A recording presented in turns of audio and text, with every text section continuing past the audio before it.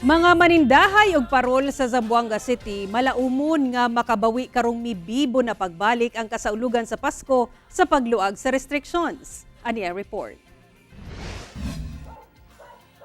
Pinaspasay na ang paghimo og parol niining magbanay ug magsilingan sa Barangay Canelar sa Zamboanga City nga ila sab ginabaligya karong kapinbulan na lang Pasko na.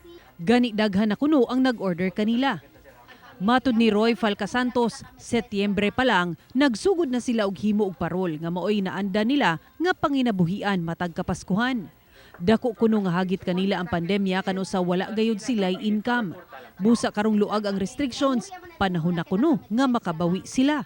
Siguro mga 2 years siguro sir, wala talaga kami income sir. Siguro itong panahon na konting-konting bumabawi na din kami sa mga gawain namin na ganitong mga negosyo namin sa parol sir. Ngayon ba may mga orders na tayo? Marami na sir, yung September pa sir, maraming nag-order na sa amin sir.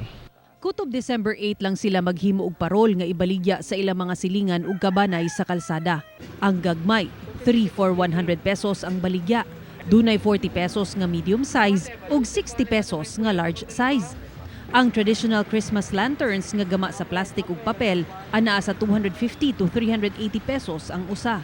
Aquí una 3 for 1, tangganan sa yung 20 peso. Siyempre ka de 40, Yung 40, 10 peso lang na uno. hindi na depende. Este o aquí o, tangganan sa 30. Ali o, 100. Malaumon kuno sila nga mahalinan ug arang-arang karong kapaskuhan alang sa ilang pamilya. Ako si Sara Hilomen Velasco para sa One Mindanao.